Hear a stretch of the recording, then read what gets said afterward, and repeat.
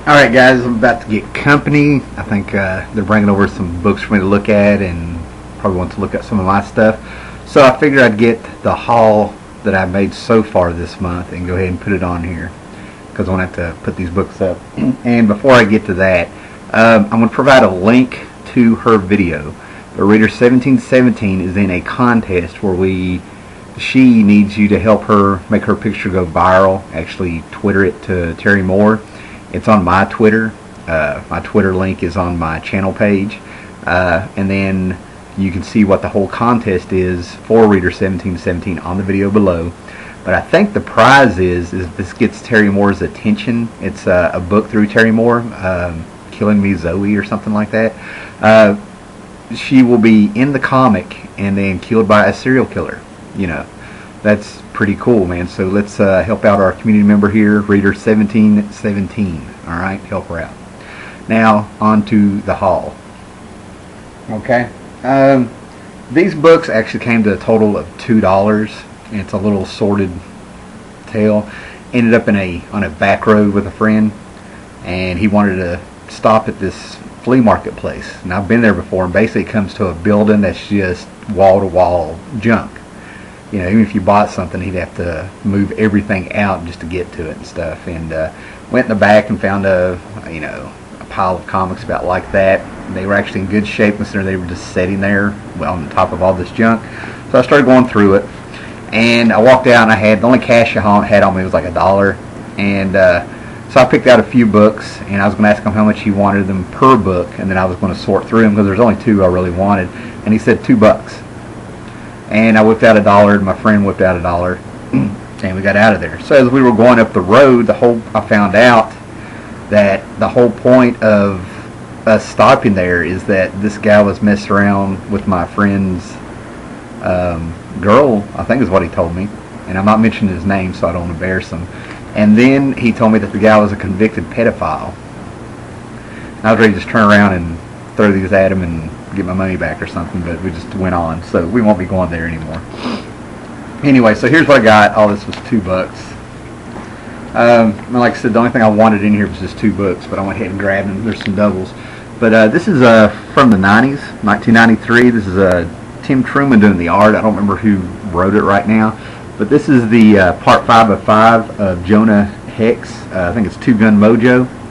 And they gave it an authentic Western feel with horror. And I flipped through this, and I'm going to end up going back and getting them. It's really well.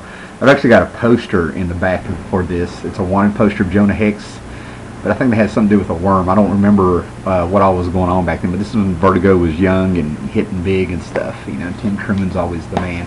Here's what I wanted, because I've sold this a couple times. I want to get a set. This is back when Roberto Ramos, I could handle him, you know. But this is Mark Waid. This is a spin-off from his Flash run. This is Impulse #1. Really good book. Impulse #2. So, we probably got the first couple of those. I got this. This is Cerebus 242, part 11 of The Going Home. Just a beautiful, beautiful cover. And what I like about Dave Sim's art is that it still has that 70s flair to it, where he started out. But, you know, he does all sorts of beautiful things, and there's some prose work in here. And he has some fantastic layouts that kind of tell the story. Really good balance. But he had a page here that I just, for some reason, just really caught my eye. It's the way he did the last couple pages in these, man. It's big panels on top of landscapes with the characters at the bottom. And of course we have Gerard, I think it's his name, doing the inking.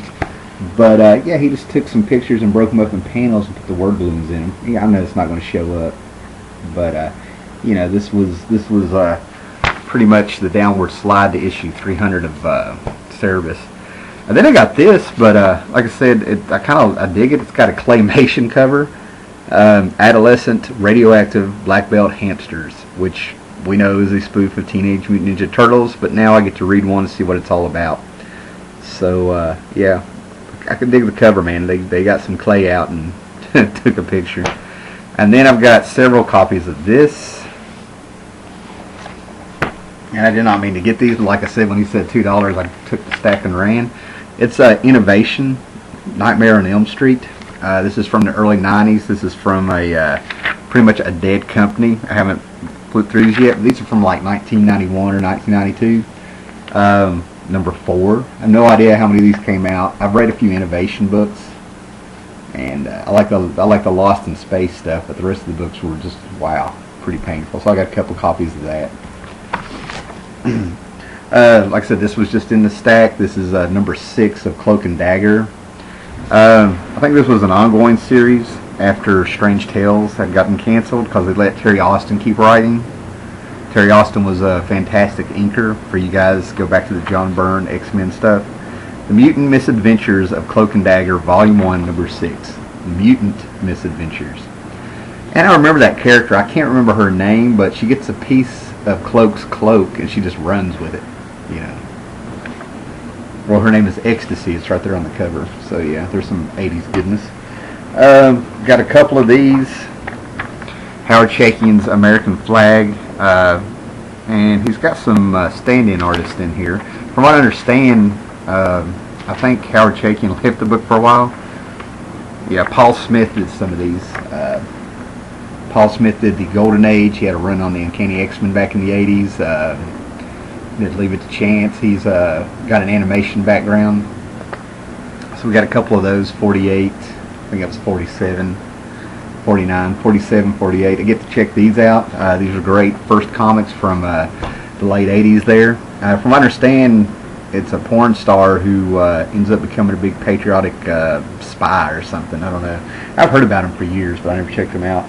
Then here's 2 books I actually tried to look up, and all I could find was a guy named Mike Martin. I found very little on him, but it's a book called Nat Rat, and I think these were just a couple of one-shots. This one he parodies The Dark Knight Returns, and it's a rat that dresses up like a gnat, and it harks on Frank Miller a whole lot. It even has, he harks on Ronin, the Frank Miller miniseries from like 82 or 83. And then I haven't flipped through this one yet, but this is a 100 years old Nat Rat, and you know, that's harking on Batman yet again. So I guess these are Batman parodies or something. What was that, Batman 400 maybe? Looking like a Sikovich. Then I got this. It was just in a stack. I think this is my, I don't know, second, third copy of this. Guardians of the Galaxy number 10, back when Valentino was, Jim Valentino was writing it. A really great series.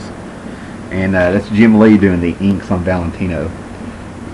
And now that you know that all these guys left Image, you can kind of go back and look at they left Marvel to form Image back in the day. You can kind of go back and look at their covers on certain things. You can kind of see they were all kind of buddies trading off art. Stopped at a comic shop. They sold all their comics to it's a place where I used to get the quarter comics. They sold all their stock to some guy up in Pennsylvania somewhere. But I found this. They still had a few boxes in a corner there. And what this is this is the Batman and Other DC Classics. This is a sampler from the 80s. This is when they were starting to get the trades rolling.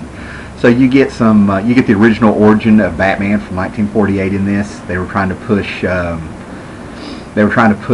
greatest Batman tales ever told. It has some pages from Camelot 13 by Mike Barr and Brian Bolin.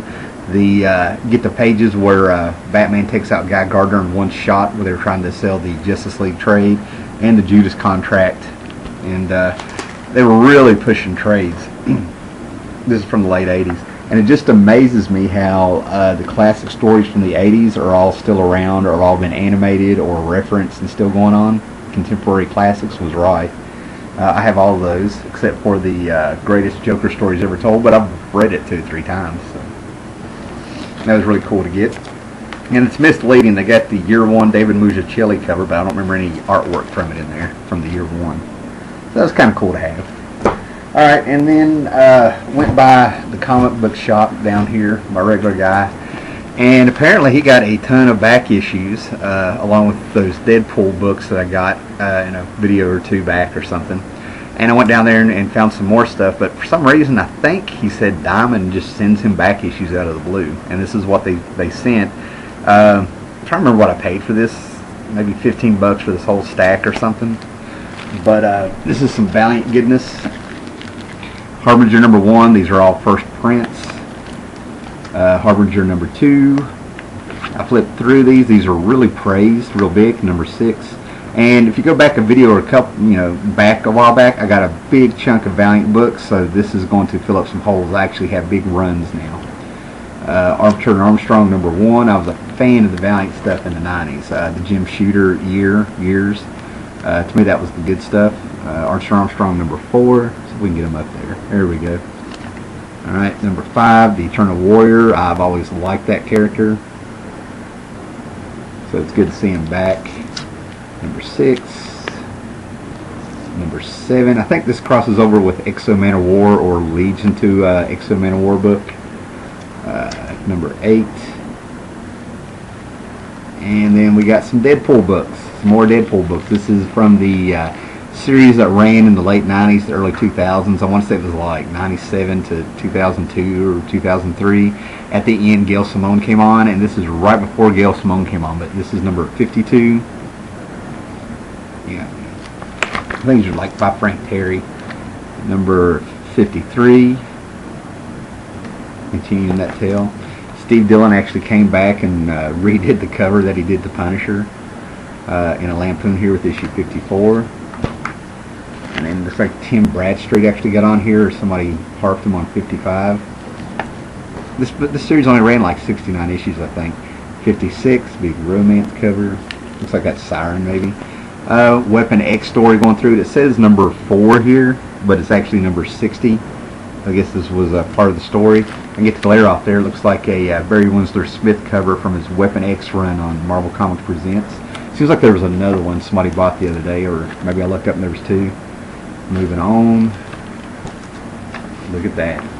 Alright. And then here's 62. Making fun of the death of Superman is how I read that. Number 63. And what is that? 60. That's 63. That one was probably 64. I love that cover. I used to actually know the name of this. I think it was a painting by Michelangelo that they're harking on. Alright. So that's the haul. Go check out Reader1717. Got the video down below. And help her out and get her killed in a comic band. It's her dream. It's what she wants. Alright. Later, guys.